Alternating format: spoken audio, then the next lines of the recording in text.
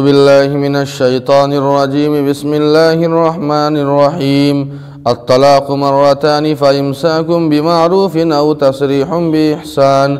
ولا يحل لكم أن تأخذوا مما آتيتموهن شيئا إلا أن يخافا ألا يقيما حدود الله فإن خفتم ألا يقيما حدود الله فلا جناح عليهما فيما افتدت به تلك حدود الله فلا تعتدوها ومن يتعد حدود الله فأولئك هم الظالمون۔ طلاق یہ 2 مرتبہ ہے، لہٰذا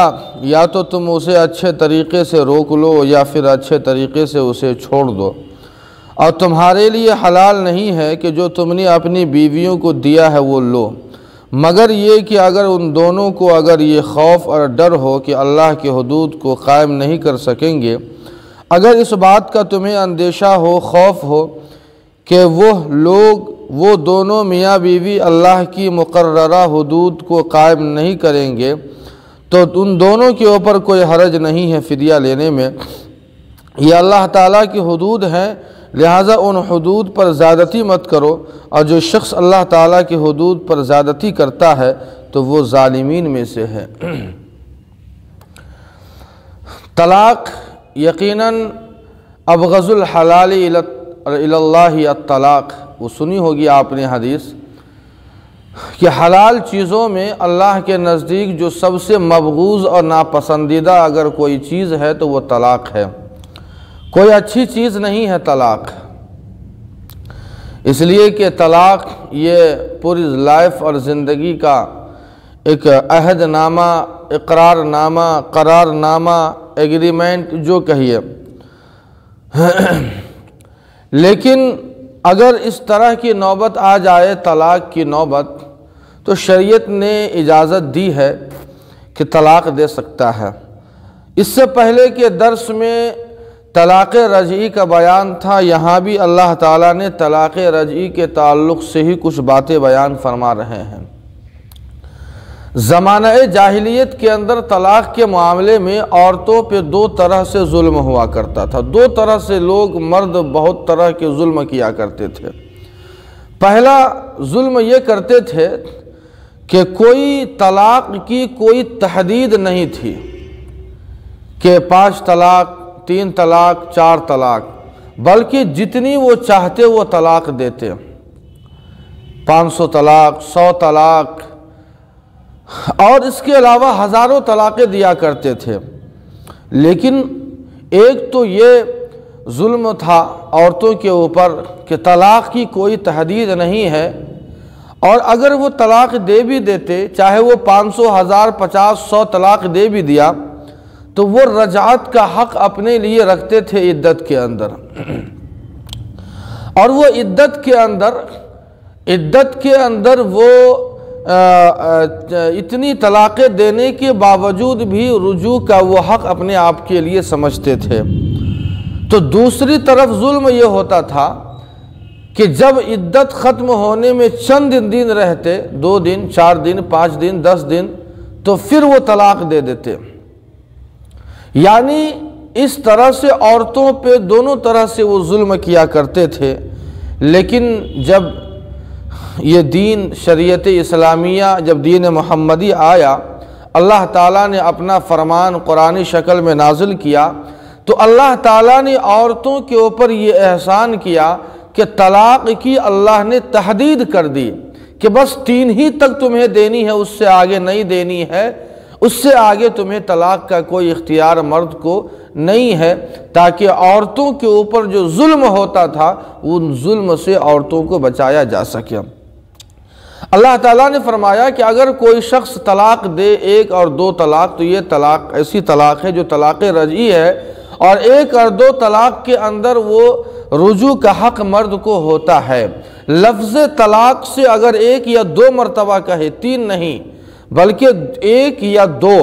اگر 1 یا 2 طلاق دیتا ہے تو رجعت کا اسے حق ہے عدت کے اندر۔ لہٰذا اب 2 شکل ہے، اگر اس مرد کو یہ افسوس ہو کہ میں نے طلاق دے کر غلطی کی ہے تو وہ اپنی بیوی سے رجوع کر لے، چاہے قولاً ہو یا عملاً ہو، یعنی جس طرح سے وہ پہلے بیوی کے ساتھ میں معاشرت اور زندگی گزارتا تھا اسی طرح گزارے، یا نہیں تو پھر اگر اسے رکھنا نہیں ہے تو اللہ فرماتے ہیں کہ او تسریح بِإِحْسَان، اگر رجوع کر لینا ہے تو اللہ نے فَإِمْسَاكُمْ بِمَعْرُوف فرمایا، لیکن اگر رکھنا نہیں ہے تو اللہ فرماتے ہیں کہ ایسا نہیں ہے کہ اگر تمہیں اپنی بیوی کو بیوی بنا کر نہیں رکھنی ہے تو ایسا نہیں ہے کہ تم جاتے جاتے بھی اسے مار پیٹ کر تم گھر سے نکالو، بلکہ اللہ فرماتے ہیں، اور اس دین کی خوبصورتی دیکھیے کہ وہ تسریح بِإِحْسَان کہا کہ جاتے جاتے اس کے ساتھ بھلائی، اس کے ساتھ پیار اور محبت کر کے جاؤ،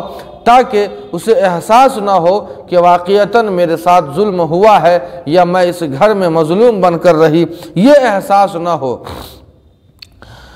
لیکن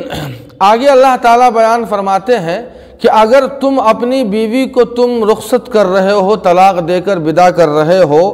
تو مرد کے لیے یہ بالکل اجازت نہیں ہے کہ مرد نے جو کچھ خرچ کیا ہے زندگی کے اندر اپنی بیوی سے دوبارہ واپس لے، چاہے علاج کے معاملے میں ہو، کھانے کے معاملے میں ہو، کپڑا لتا کے معاملے میں ہو، دوا دارو کے معاملے میں ہو، یا اس کے علاوہ جو کچھ بھی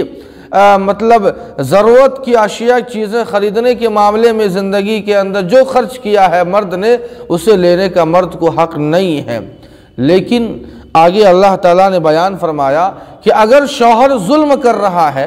اور وہ طلاق بھی عورت کو نہیں دے رہا ہے اور عورت اپنے شوہر سے چھٹکارا چاہتی ہے تو شریعت اسلامیہ اور اس دین نے عورت کو چھٹکارے کے لیے خلا کا اختیار دیا ہے۔ خلا کا مطلب یہ ہے کہ بیوی اپنے شوہر سے کچھ پیسے کی شرط پر وہ طلاق لے، اپنے شوہر سے کہے کہ میں اپنا مہر آپ کو میں دے دیتی ہوں یا معاف کر دیتی ہوں، لہٰذا آپ مجھے طلاق دے دیجئے۔